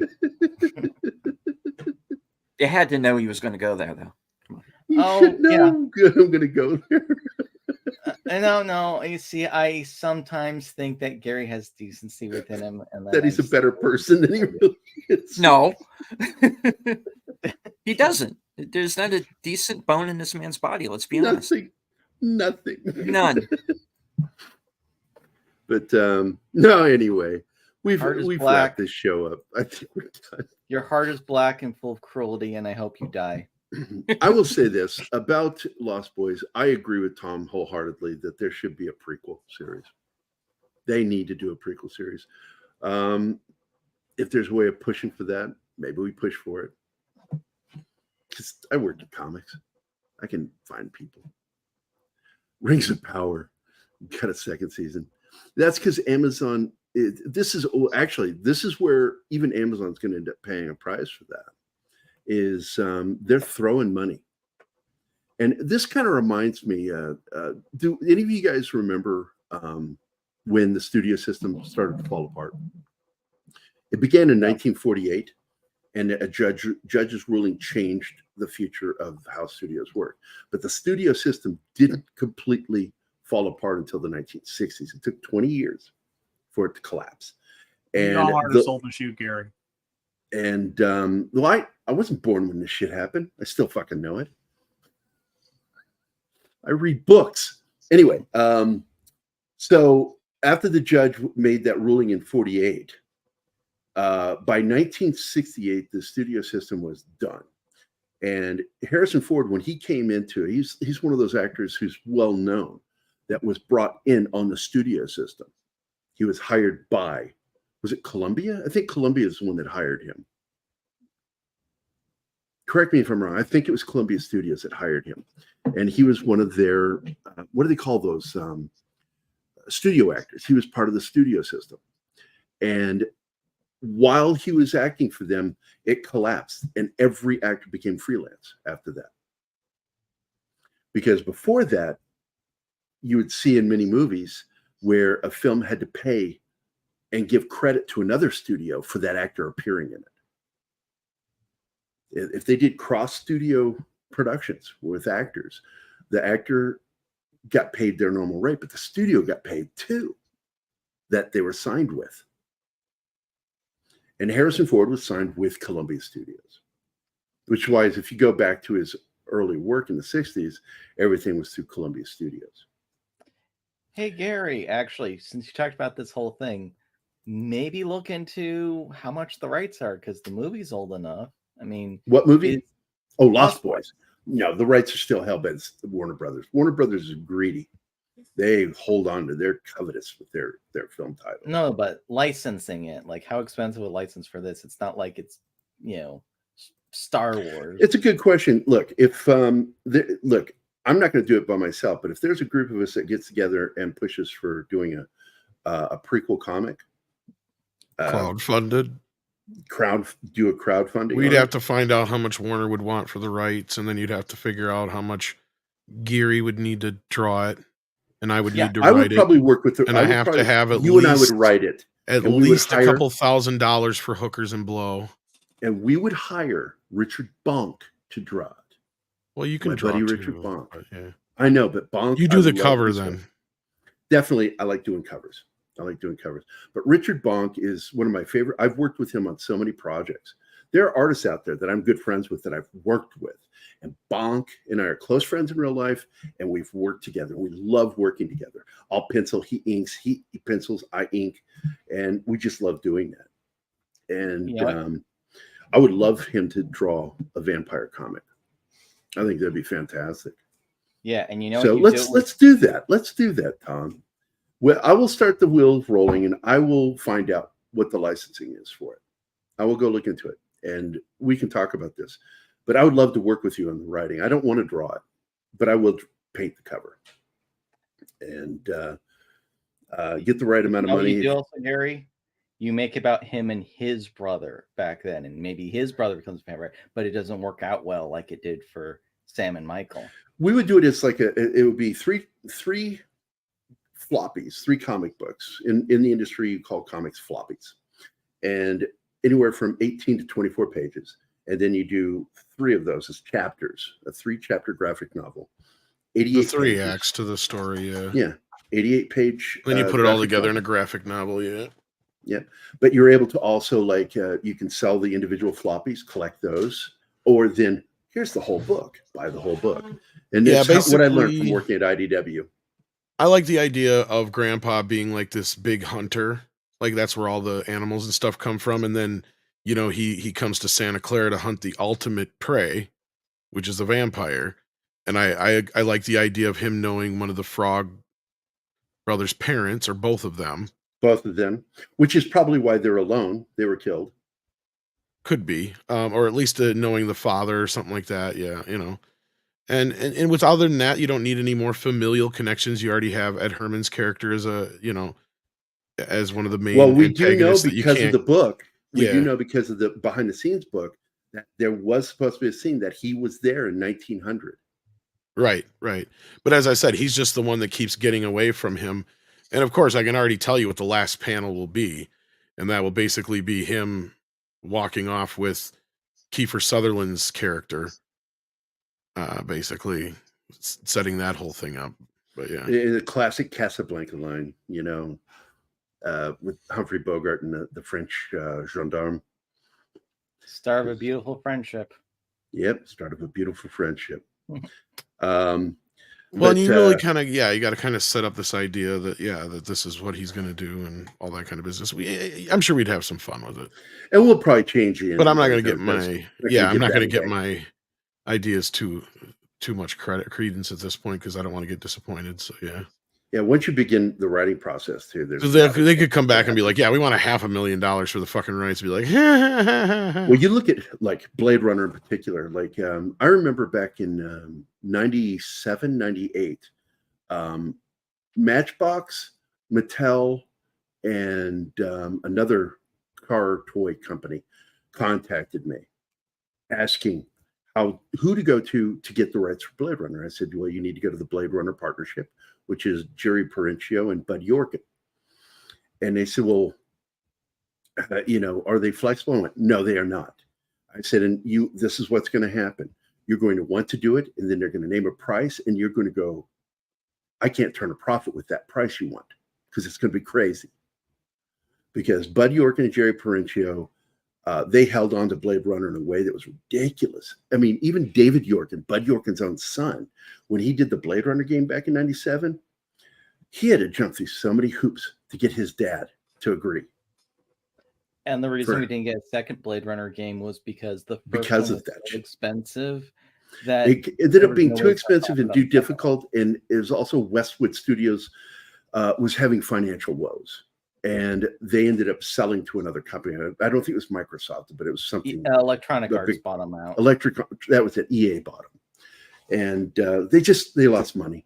They got an Academy Award for gaming for Blade Runner, 1997. It was a great game, by the way. I still play it. I still have it on my hard drive. I love that game. But it just wasn't what it was supposed to be. And you heard recently that they tried to redo it and send it out with the updated graphics. And they found out that all the original graphics were gone, that they had to take the game and try to up ramp it, and it didn't work. It looks terrible. Yeah. The entire thing was done in voxels. So it was this thing that was meant to deal with the hardware at the time, which it's not like there's a 3D model and you just take that model and you make exactly, because all the original stuff was lost again in a fire. Westwood lost all the original files for that game in a fire. But anyway, guys, Tom, you and I need to talk about that sometime, but I will look into it. I'll find out what the licensing is, and I can actually build a campaign. I've done 4 campaigns in my life for books, and all 4 of them were financially successful. And the only time I didn't have to was with Code Word Geronimo with IDW. They fronted all the money for that. I think it was $30,000 IDW paid us for that. I got like 5 for my artwork. And one of our partners was like, well, if the artists are willing to take less, I'm like, are you kidding me? No. That's a terrible rate for a graphic novel, $5,000. I'm getting paid the lowest rate you can get paid as an artist. No. So yeah. But anyway, Tom, I think that's a good idea. I think that's a really good idea. I like it. I like that idea. That happens quite a bit. Old games, sadly. Baldur's Gate. Don't even bring up Baldur's Gate with John. People talk about it is kicking your butt. Bad. That's the first time it did. Everybody told me about it. I started laughing because everybody wanted to know, man, John was getting frustrated. Oh my God. But anyway, guys, it's been a great show. Tom, thanks for being here again, buddy. Every 2 weeks, Tom and I do this show, and it's kind of fun. We're both big cinephiles. We love to talk about movies. That's just it. John and Martin, of course, thanks for being here, man. Help me run the show. And thanks for being panelists with me today, Deleted Scenes, and of course, my good friend, Shinatsky. Fuck you, Shinatsky. Fuck you, Gerry. I love you. Love you too, buddy. Okay, guys, that's the end. Tom, are you even here to say bye? Yeah. Okay. Anything you want to say before we leave? No, it's a fun movie. Hopefully, if you haven't seen it, you check it out for Halloween. Go watch that movie. This is the season to watch horror. It really is. I love that we have a season for horror films. So, but that's it, guys. We'll see you next time.